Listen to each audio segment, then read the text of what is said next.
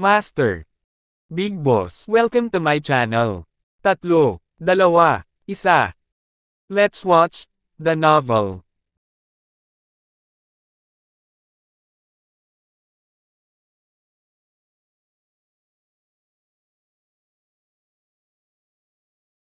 Ang mapangakit na mga hipag ay nagpumilit na pakasalan ako.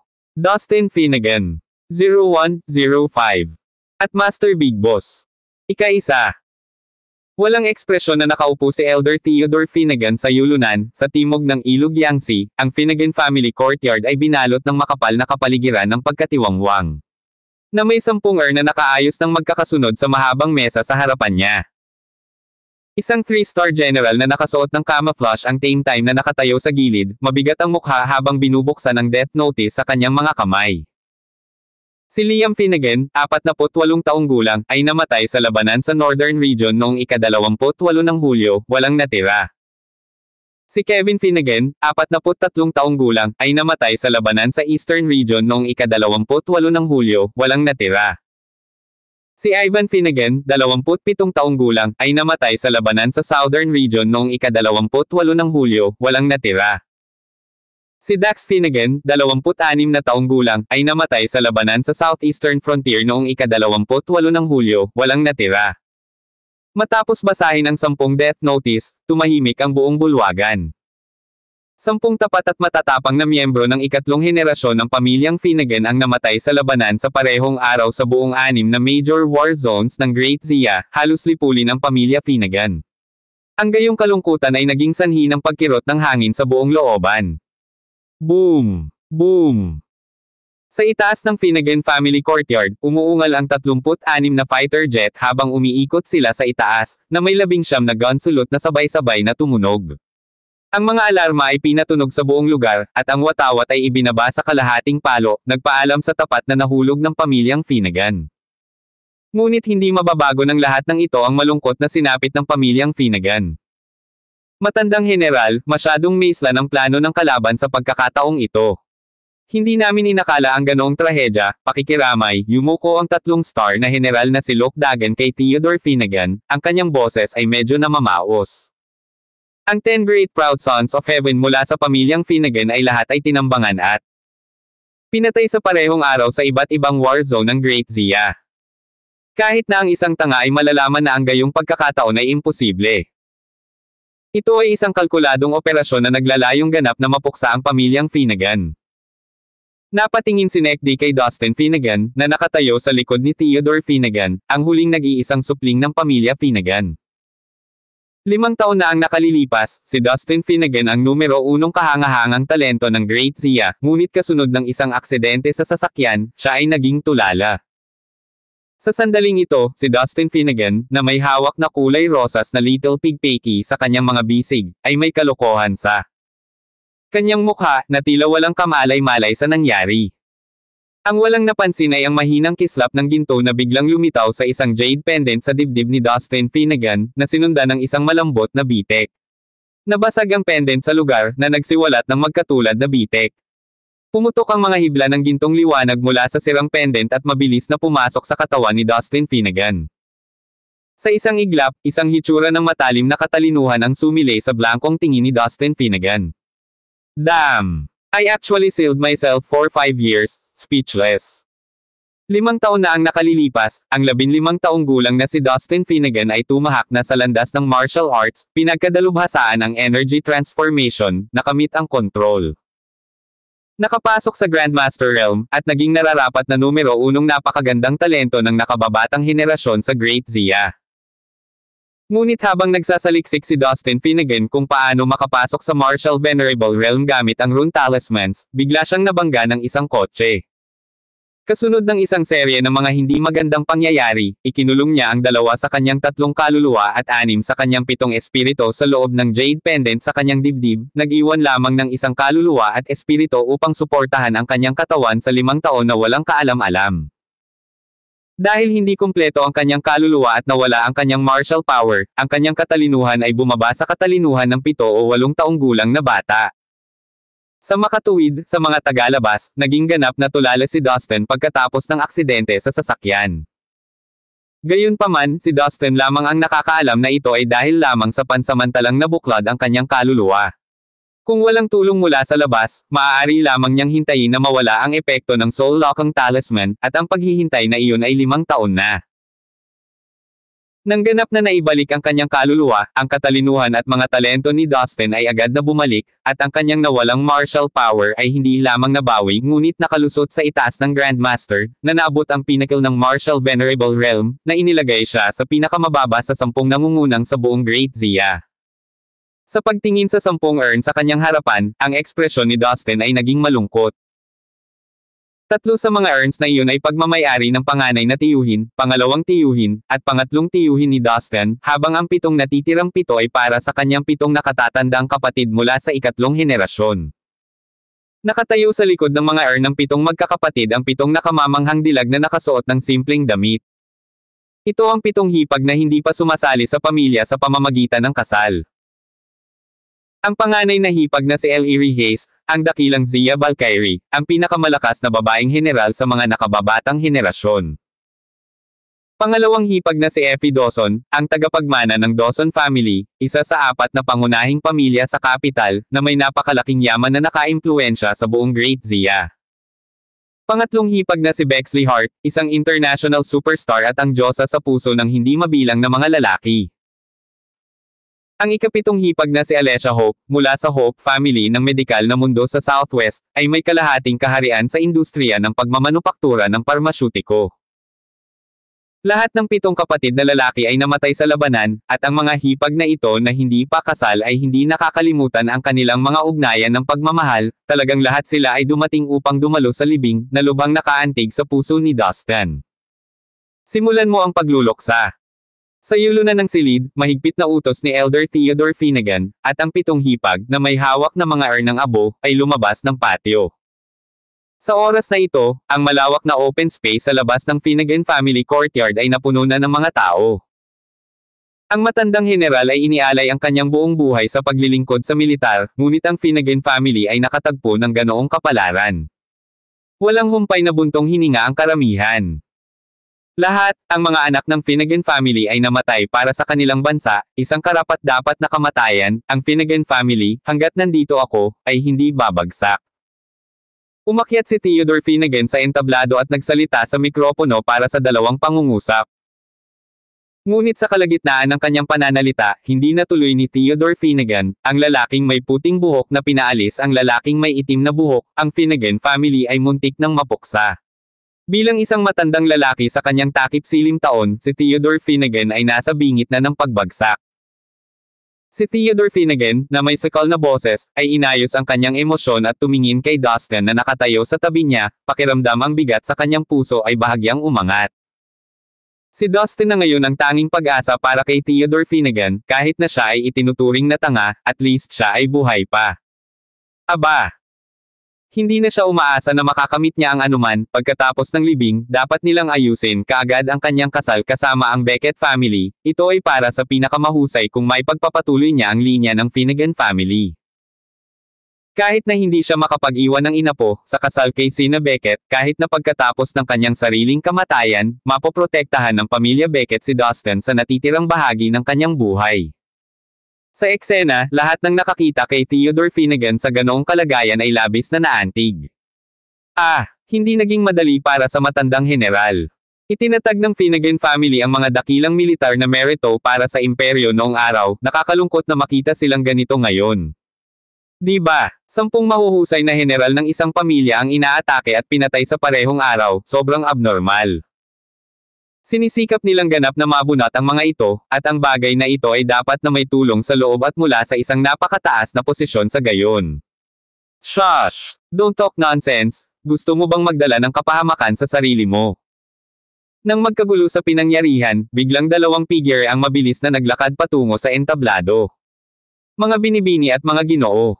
Mangyaring ipagpaumanhin ang pagkaantala, sinasamantala ang presensya ng napakaraming tao dito bilang mga saksi. Ako, si Andrew Beckett, sa ngalan ni Sina Beckett, ay may gustong ipahayag.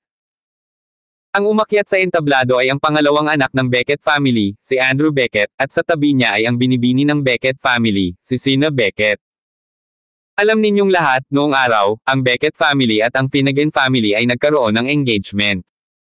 Ngunit ngayon, si Dustin ay naging tanga, at ang aking Beckett family ay nagpasya, na ipawalang bisa ang kasal, mangyaring tumango sa iyong pagsang-ayon, Old Master.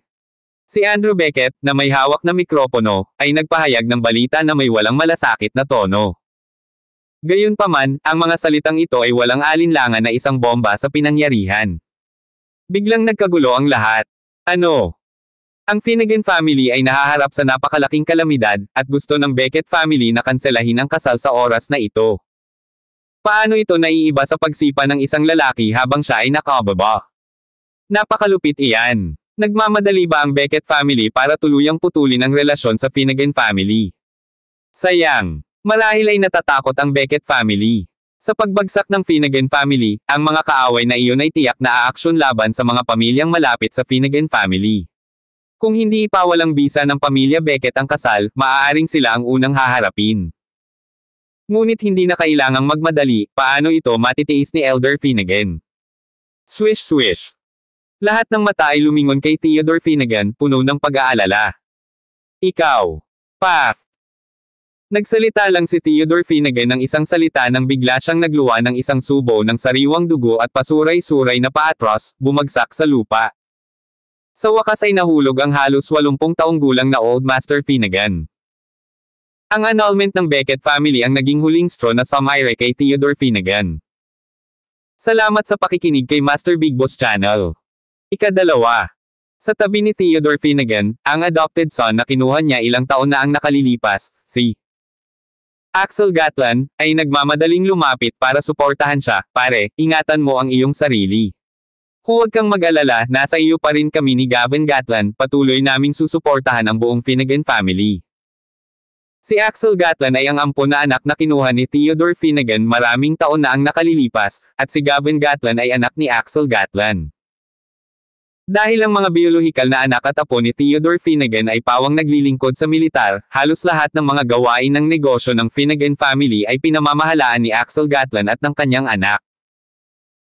Sa likod ni Theodore Finnegan, si Dustin, na ngayon ay natauhan na, mahigpit na hinawakan ang munting baboy na si Peggy sa kanyang kamay, nagpupumilit na pigilan ang galit sa kanyang puso, at pinaso si Sina Beckett sa kanyang mga tingin. Sina Sina at Dustin ay lumaking magkasama bilang mga childhood sweetheart, at ang kanilang relasyon ay palaging napakalapit. Mahigit 10 taon na ang nakalipas, ang Finnegan family at ang Beckett family ay nag-ayos ng kasal para sa kanila noong sila ay mga bata pa. Ang buong Southwest, pati na rin ang buong Great Zia, ay alam na si Sina ay ang bride-to-be na ipinangako kay Dustin. Naisip ni Dustin na lahat ay maaaring umalis sa kanya, ngunit hindi niya akalain na si Sina ay iiwan, lalo na hindi sa sandaling ito. Princess Yu, hindi na kita magiging asawa. Hinawakan ng laylayan ang kanyang damit at hindi nang ahas na tumingin ng diretso sa mga mata ni Dustin, ibinaba ni Sina ang kanyang ulo na may pagkakasala sa boses, I'm sorry, brother Fan, I can't marry you. 5 taon na ang nakararaan, nang si Dustin ay naging tanga, hindi kailanman naisip ni Sina na putulin ang pakikipag-ugnayan. Pagkatapos ng lahat noon, si Dustin ay may suporta ng makapangyarihang Finnegan family, at kahit na naging tanga si Dustin, ang kanyang hinaharap na buhay ay hindi magiging masyadong miserable. Ngunit ngayon, sa halos ganap na pagkalipol ng kayong pamilya, naiwan lamang ang isang 80 taong gulang, mahinang matanda at isang tulala na may kakayahan sa pag-iisip ng 7 o 8 taong gulang na bata, saan kaya namamalagi ang kanyang pag-asa sa hinaharap kung siya ay muling papasok sa Finnegan household.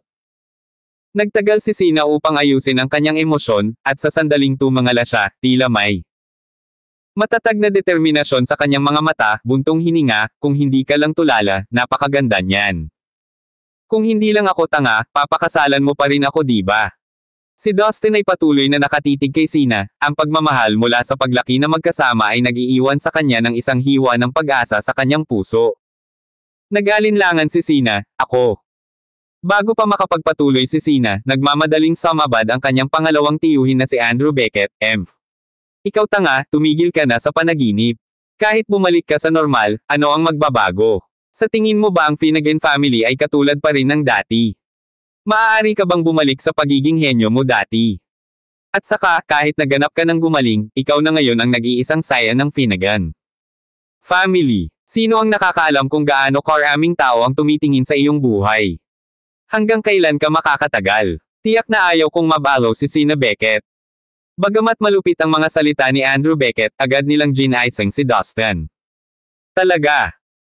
Lahat ng lalaki ng Finnegan family ay nasawi sa parehong araw, at sa pag-iisip sa kanyang aksidente 5 taon na ang nakakaraan, napakalinaw ni Dustin na may naglalayong bumunot sa Finnegan family.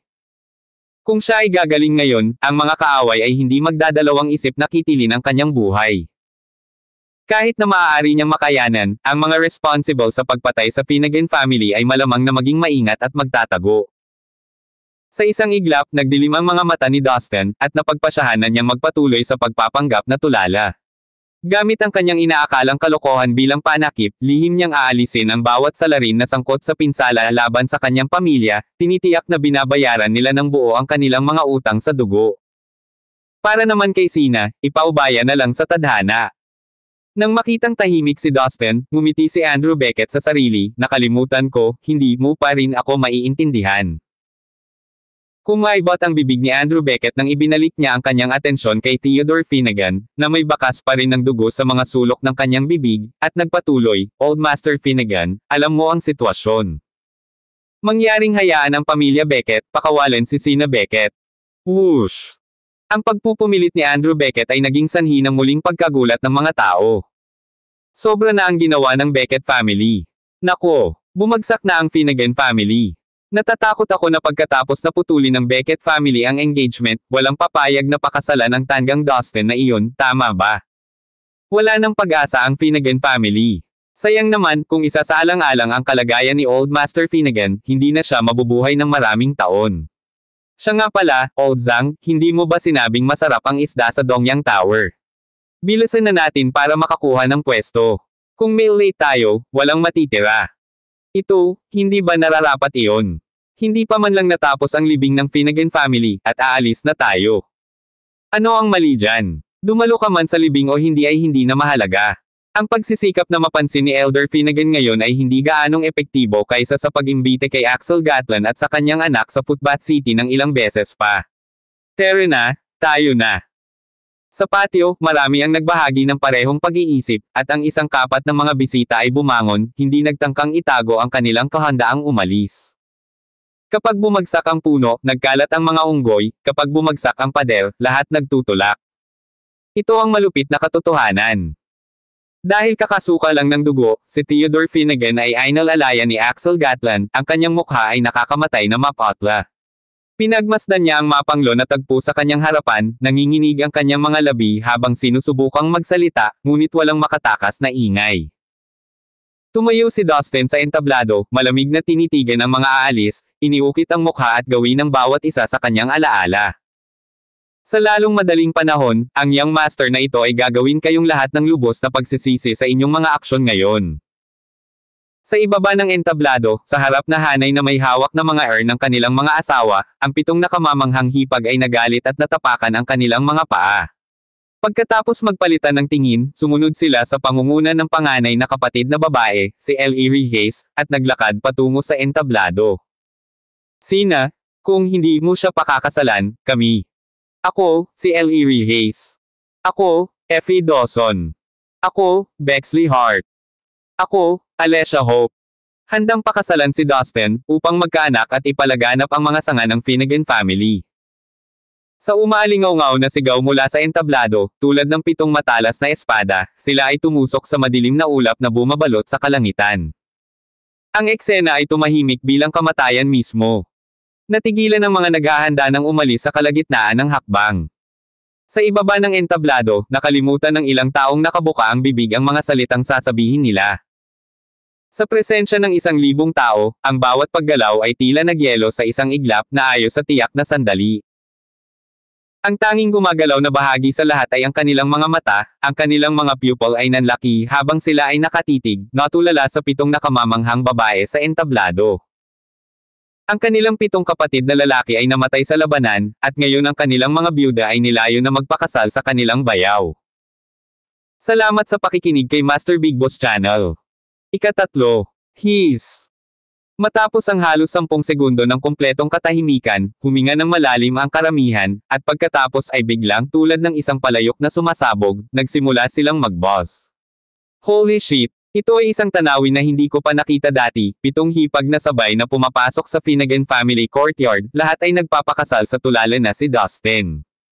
Damn! Nawala na ba sa isip ang lahat ng magagandang ito? Lahat ng Finnegan family ay namatay sa labanan, at ito ang pinakamagandang oras para putulin ang relasyon sa Finnegan family.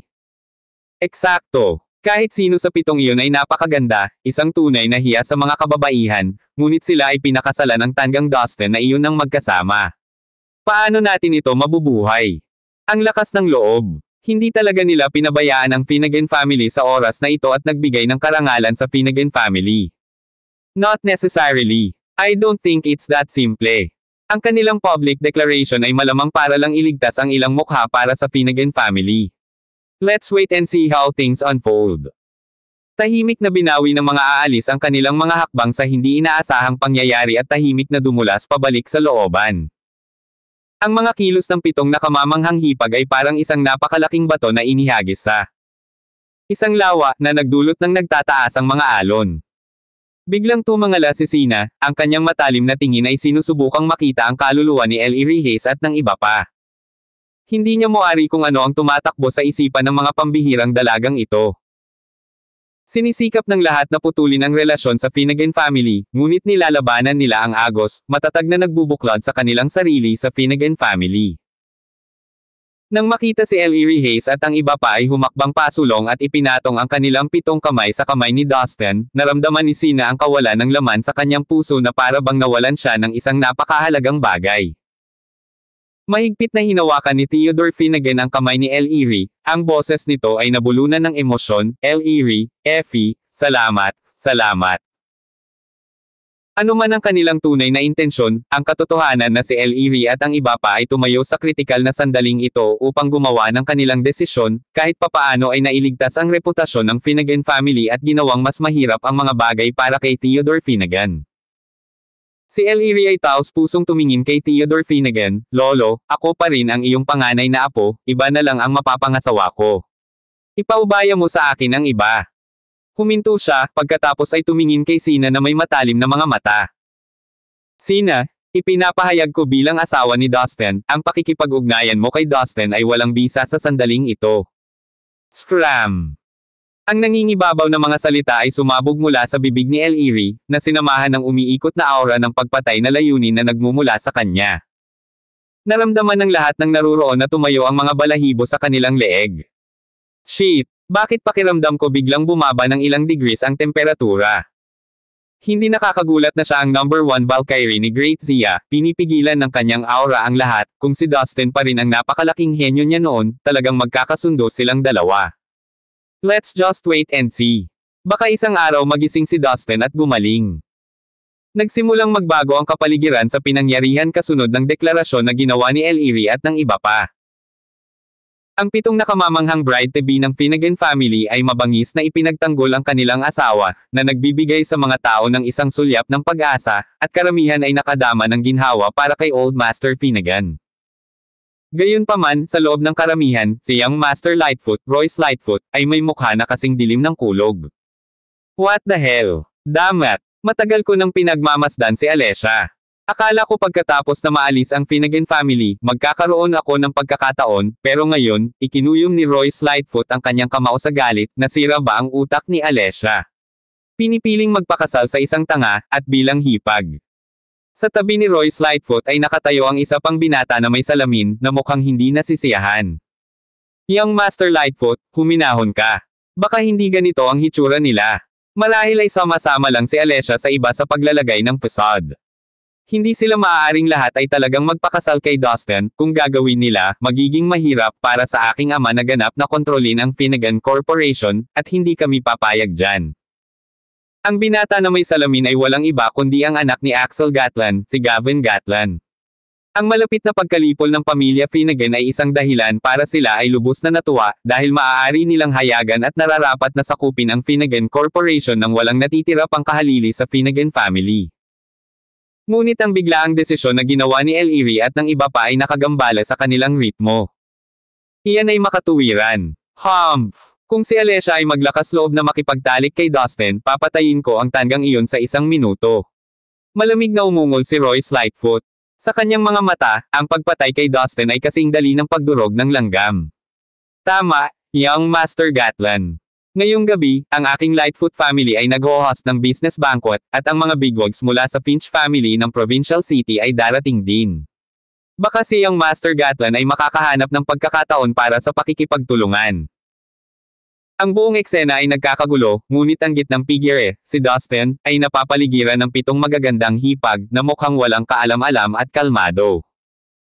Pero sa totoo lang, kumikibo na ang puso niya sa malalaking alon. Banal na kalokohan. Kagigising ko lang, tapos ngayon namamana ako ng ilang magagandang hipag sa mga kapatid ko. Mga hipag, huwag na kayong magulo, hindi na ako tanga. Gayunpaman, alam din ni Dustin na sa pagdeklare ng 7 hipag sa harap ng napakaraming tao na papakasalan nila siya, maniwala man ang lahat o hindi, malamang napipiliin ng mga kaaway na target ang Finnegan family na paniwalaan ito. Kung si Ellery at ang iba pa ay hindi nagpahayag ng kanilang desisyon sa publiko, ang mga kaaway ng Finnegan family ay maaaring hindi gumawa ng kanilang hakbang laban sa kanila. Ngunit kapag talagang inihayag nila ang kanilang intensyon na pakasalan si Dustin, ang mga kaaway na naghahangad na supilin ang Finnegan family ay tiyak na hindi pakakawalan ng sinuman sa kanila. Dahil sinimulan nila ang isang kampanya upang ganap na lipulin ang Finnegan family, hindi na nila sila bibigyan ng pagkakataong bumangon muli. Aalisin ang anumang matalik na kapangyarihan na maaaring makatulong sa Finnegan family na mabawi ang katanyagan nito. Sa ganoong sitwasyon, malamang na hindi makatanggi si Dustin kahit na gusto niya. Nako! Huminga ng malalim si Dustin, isang bakas ng lalim ang kumikislap sa kanyang mga mata. Kung ito ay upang protektahan ang alaala ng kanyang 7 namatay na kapatid o upang isaalang. Alang ang kanyang sariling hinaharap, kailangan niyang maging mas malakas sa lalong madaling panahon. Kailangan niyang ibalik ang Finnegan family sa maluwalhating rurok nito. Kapag siya ay sapat na ang lakas, maaari siyang maghiganti para sa massacre at maprotektahan ang kanyang 7 nakamamanghang hipag. Magsisimula na ang funeral procession.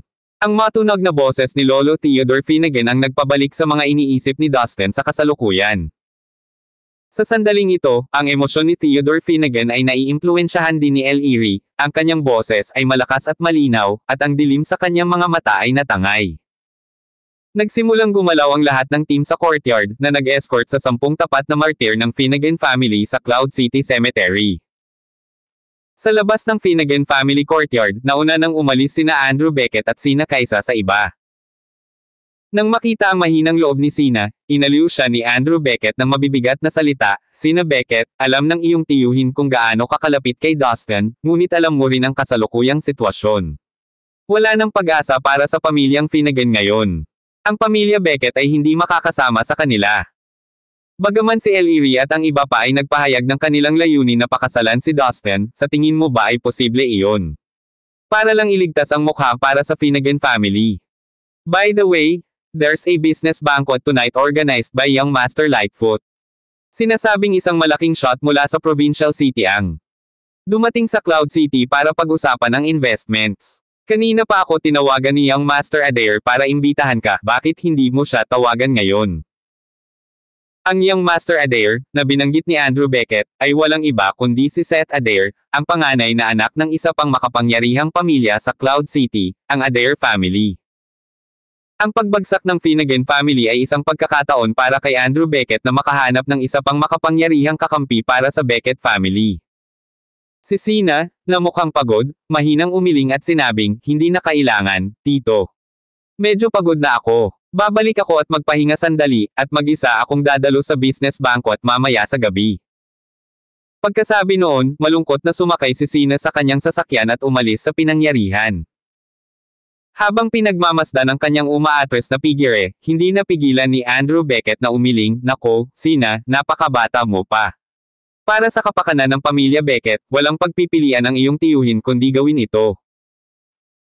Sa Cloud City Cemetery, pagkaalis ng lahat ng bisita, sa wakas ay nagpakawala ng malalim na buntong hininga si Theodore Finnegan, Ellery, Effie, Alessia, salamat sa lahat para sa araw na ito.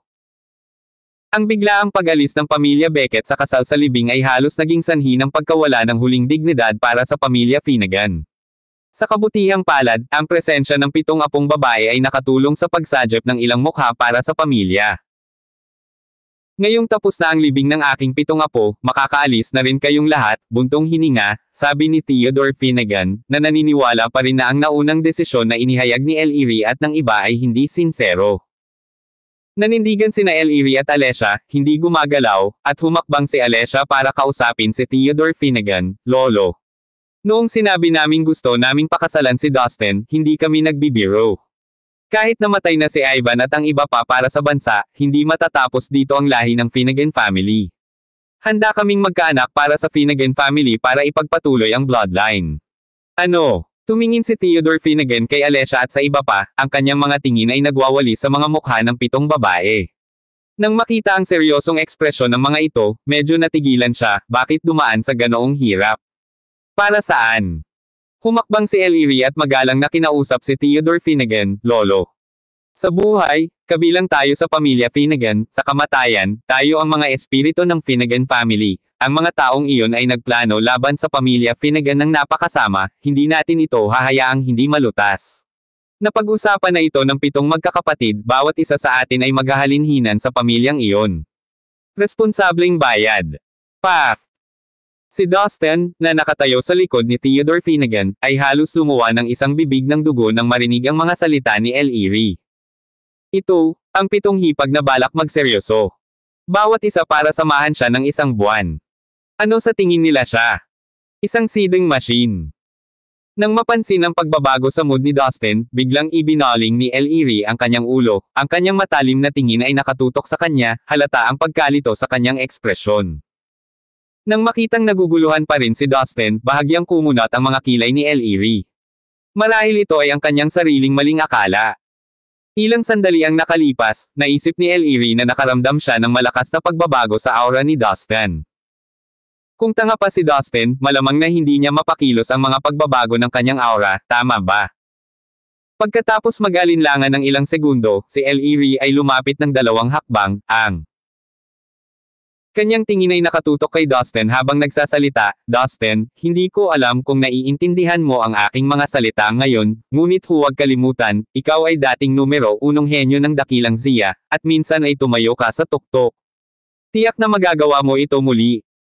Kaming 7 inosenteng babae ay nagpasya na pakasalan ka, mula sa sandaling ito, kami ay iyong mga asawa. Ang aming mga kapalaran ay nakatali na ngayon sa iyo, para sa mabuti o para sa mas masahol pa, kung mayroon kang kahit katiting na kailanawan ng kamalayan, pagkatapos ay mabilis na pagsamahin ang iyong sarili, protektahan ang kayong pamilya, at ipaghiganti ang iyong mga tiyuhin at mga kapatid. Higit pa rito, hindi alintana kung talagang tanga ka o nagpapanggap lamang, pinili ka naming 7. Kung manggahas kang ipagkanulo ang sino man sa amin, isinusumpa kong hahabulin kita. Hanggang sa dulo ng mundo na may hawak na kutsilyo. Salamat sa pakikinig kay Master Big Boss Channel. Ika-4. Nang marinig ang mga salita ni Ellery, naantig si Dustin, at hindi mapigilan ang kanyang ilong na maasim.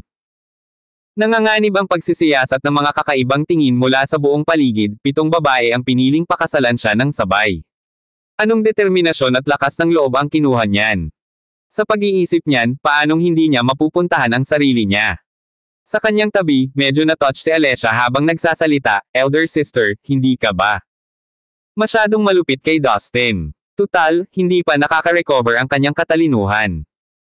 Bahagyang kumunat ang kilay ni Ellery, na kumpirma ng mga naunang pagsusuri na walang mali sa ulo ni Dustin, at hindi man lang naapektuhan ang kanyang nerbiyos. Siguradong may kulang sa atin. Kamakailan lang ay nakipag-ugnayan ako sa Great Zia Medical Saint na si Gail Whitlock. Siguradong makakahanap siya ng solusyon. Hindi ako magtitipid para ipagamot niya si Dustin. Para anyahan ng Divine Doctor na si Gail Whitlock na gamutin siya. Isang ideya ang tumama sa puso ni Dustin. Kung dumating si Gail Whitlock, ito ay ganap na magkakatugma sa kanyang sariling plano. Si Dustin ay nag-imbestiga na, bagamat ang kanyang lolo ay mukhang maayos sa ibabaw, ang mga nakatagong pinsala mula sa mga labanansa. Kanyang kabataan, na sinamahan ng gayong matinding suntok, ay halos dumurog sa kanya. Nang walang wastong pangangalaga, natakot siya na ang kanyang lolo ay wala ng mahabang panahon. Bagamat si Dustin ay napakahusay sa medisina, kailangan na niyang magkunwaring kamangmangan. Para pangalagaan ang kanyang lolo ng walang pagdududa, hindi siya makakilos ng direkta. Ngunit kung darating si Gale Whitlock, magagamit niya ang tulong ni Gale Whitlock para magbigay ng kinakailangang pangangalaga. Sa kaisipang ito, winagayway ni Dustin ang kanyang mga kamay, hawak ang kanyang bangle at huni, yay! Yay! Gusto kong magpagamot, gusto kong magamot. Sa sandaling ito, kailangan pa rin ni Dustin na ipagpatuloy ang paglalaro ng tanga. Nanood si Ellery na nakakunot ang mga kilay, naramdamang may mali ngunit hindi niya mailagay ang kanyang daliri dito. Ang anim pang nakamamanghang babae ay tumingin kay Dustin na may mga mata na puno ng simpatiya. Sa paghakbang pasulong, niyakap ni Alessia si Dustin, magiliw na sinabing, Dustin, huwag kang mag-alala, kaming magkakapatid ay tiyak na hahanap ng paraan para pagalingin ka. Kahit hindi namin magawa, aalagaan ka namin sa natitirang bahagi ng iyong buhay, at dadalhin ka ng maraming chubby na batang lalaki. Sa pagtatapos ng kanyang pagsasalita, namula ang mukha ng 7 babae sa kahihiyan. Bagaman, sa libing, sa kanilang pagmamadali, gumawa sila ng ganoong desisyon, sila, pagkatapos ng lahat, ay mga inosenteng dalaga. Pagdating sa mga ganitong pribadong bagay, hindi nila maiwasang mahiya. Si Ellery, bilang pinakamatanda sa edad na 26, ay medyo mas composed, lolo, narito ang aming plano. Dahil si Alessia ay nasa Cloud City, siya na ang mag-aalaga kay Dustin sa unang buwan. Pagkatapos, sa ikalawang buwan, si Rory Raven mula sa Flower Capital sa Provincial City ang mag-aalaga sa kanya, at pagkatapos ay sa ikatlong buwan. Inilarawan ni Ellery ang plano ng lahat, habang si Theodore Finnegan ay nakikinig sa gilid, ang kanyang mga luha ay hindi mapigilan. Good girls. Lolo, salamat sa inyong lahat. Habang nagsasalita siya, lumuhad si Theodore Finnegan patungo kay Ellery at sa iba pa. Ang 7 anak na lalaki ng Finnegan family ay patay na, kaya ayon sa mga karapatan, ang mga gawain ng Finnegan family ay dapat na walang kinalaman sa mga apong babae na ito na hindi pa kasal sa pamilya. Ngunit handa silang isakripisyo ang kanilang kawalang kasalanan para ipagpatuloy ang angkan ng pamilya Finnegan. Ito ay isang napakalaking pabor. Sa takot, si Ellery at Alessia ay nagmamadaling tulungan si Theodore Finnegan na bumangon mula sa lupa. Lolo, hindi dapat. Hindi mo dapat. Tumayo si Theodore Finnegan at, na may seryosong tingin, ay nagsabi kay Dustin, Dustin, tandaan mo ito, kahit na makabalik ka sa normal sa hinaharap, dapat mong tretuhin ng mabuti ang 7 babaeng ito, unawain mo. Kung maglakas loob kang pabayaan sila, personal na tatapusin ni Lolo ang iyong buhay. Madaling magdagdag ng mga bulaklak sa brocade, ngunit mahirap magpadala ng karbon sa nyebe. Sa ganitong kahirapan, ang kabaitan ng 7 kapatid na babae kay Dustin, at sa Finnegan family, paano makakalimutan ni Dustin? Tahimik na sumumpa si Dustin sa kanyang puso, tiyak na hindi ko kayo pababayaan mga kapatid. Ngunit sa ngayon, kailangan mong magtiis ng ilang sandali. Oh, tumugon si Dustin, na tila nawawala sa mga nasa paligid. Si Alessia, nakaramdam ng awa sa kanya, ay hinayla si Dustin sa tabi niya, gabi na, kaya ngayon ay isasama ko si Dustin. May business banquet na inorganisa ni Royce Lightfoot ngayong gabi, at ito ay isang magandang pagkakataon para isama si Dustin. Nang marinig ang pangalang Royce Lightfoot, biglang kumirot ang puso ni Dustin, at isang pamilyar na imahe ang lumitaw sa kanyang isipan.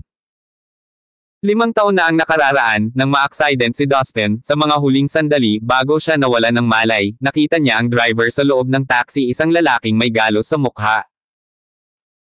At ngayon lang, habang siya ay nasa Finnegan family courtyard, nakita ni Dustin ang lalaking may peklat na nakatayo sa tabi mismo ni Royce Lightfoot. Ang aksidente sa sasakyan na nangyari ilang taon na ang nakalipas ay tiyak na nauugnay sa pamilya Lightfoot. Isang matalim na kislap ang sumilay sa mga mata ni Dustin. Kung iyon ang kaso, magsisimula ang paghihiganti sa pamilya Lightfoot.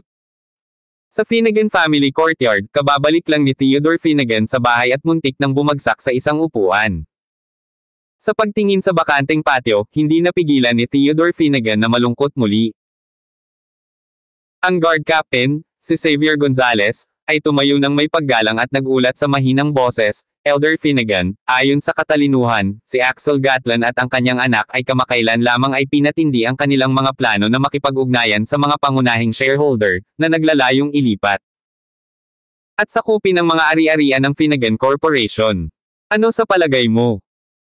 Ikinaway ni Theodore Finnegan ang kanyang kamay, matagal ko nang alam ang tungkol sa kanilang maliliit na galaw, ang mga asset na iyon na nagkakahalaga ng daan-daang bilyon, ang Finnegan family ay hindi kailanman nag-aalaga sa kanila.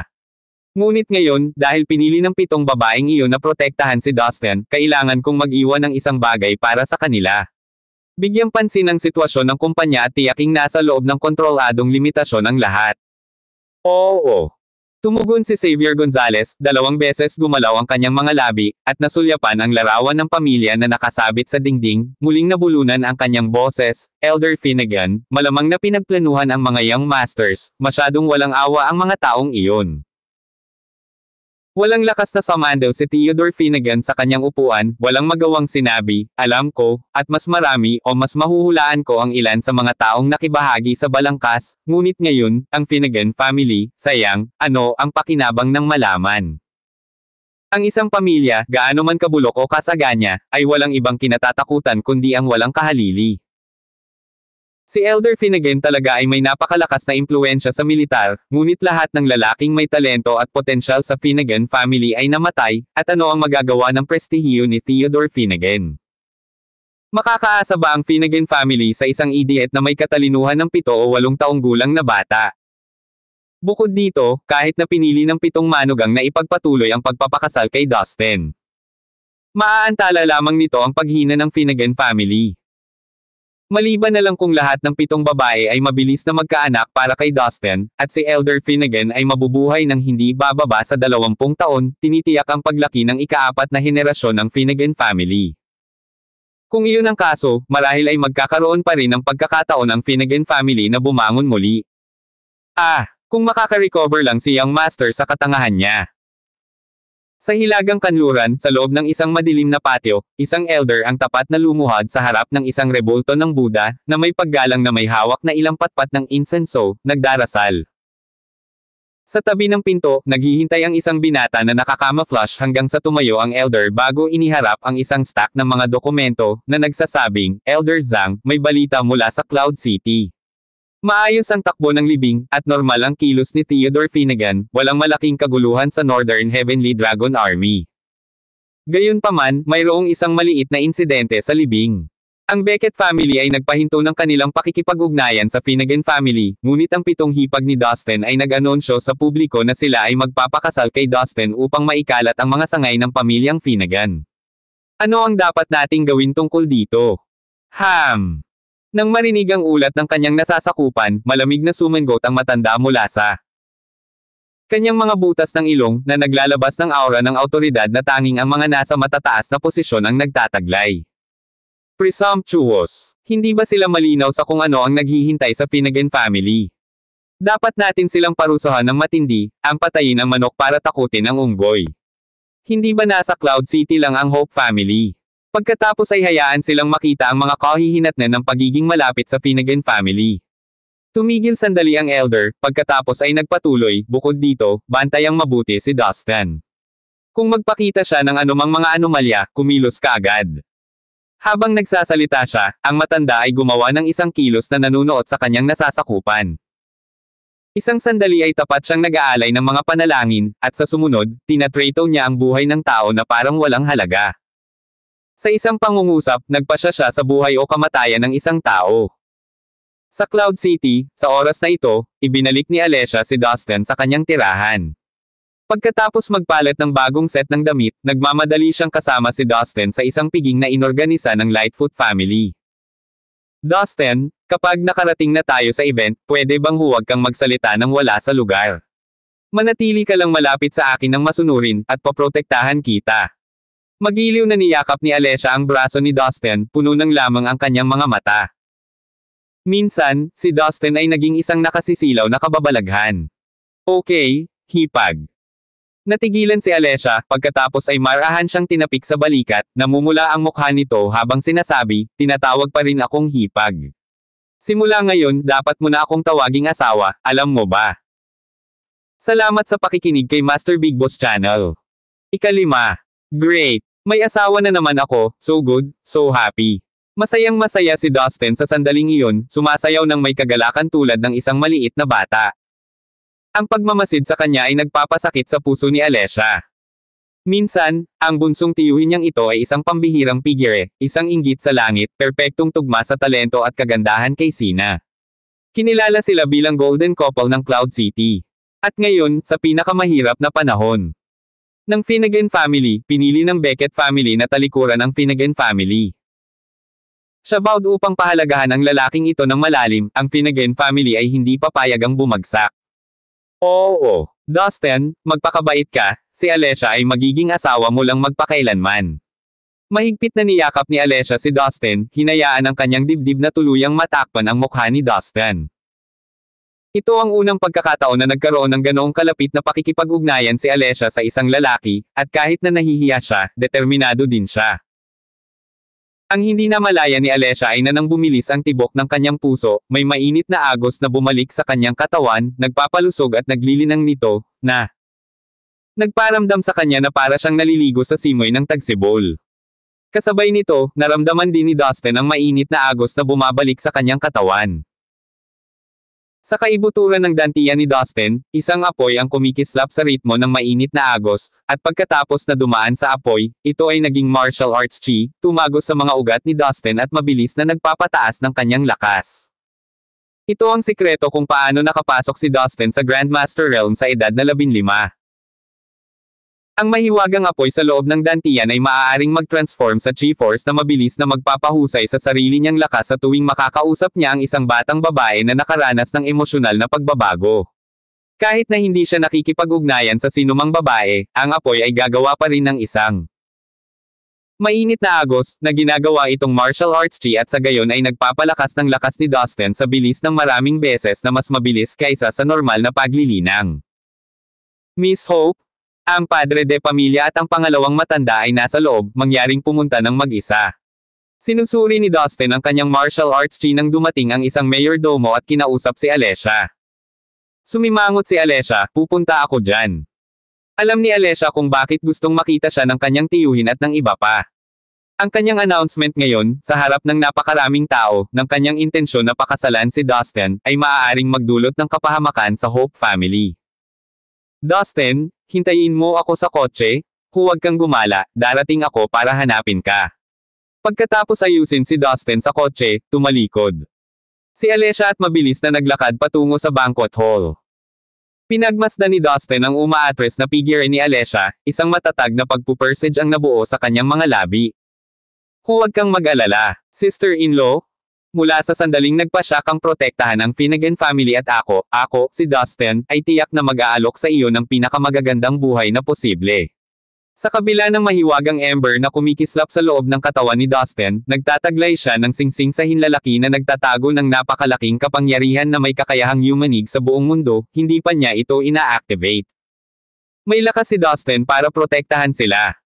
Hayaan ang mga naghahangad na sirain ang kayong pamilya, mula sa sandaling ito, manginig. Sa isang sulok ng banquet hall, sa isang mesa, si Roman Hope, ang pangalawang panganay ng Hope family, ay kinausap ang kanyang nakatatandang kapatid na lalaki, si Carter Hope, na may pagkairita, "Kuya, hindi ba walang katotohanan ang kinikilos ni Alessia?" Siya at si Ellery ay nagpahayag na gusto nilang pakasalan ang idiot na iyon na si Dustin. Talaga, sino ba ang hindi nakakaalam sa kasalukuyang sitwasyon ng Finnegan family? Kung sino man ang lalapit sa Finnegan family ay nasa daan ng kapahamakan. Nagiging desente na tayo sa hindi pagsipa sa kanila habang sila ay nakababa, bakit kailangang kaladkarin ni Alessia ang buong Hope family sa gulo na ito? Nagpahayag din ng galit ang ikatlong anak ng pamilya Hope. Online, ang balita na sina Ellery, Alessia, at ang pitong hipag ay hayagang nagpahayag ng kanilang intensyon na ipagpatuloy ang kanilang kasal kay Dustin ay sumasabog na sa internet.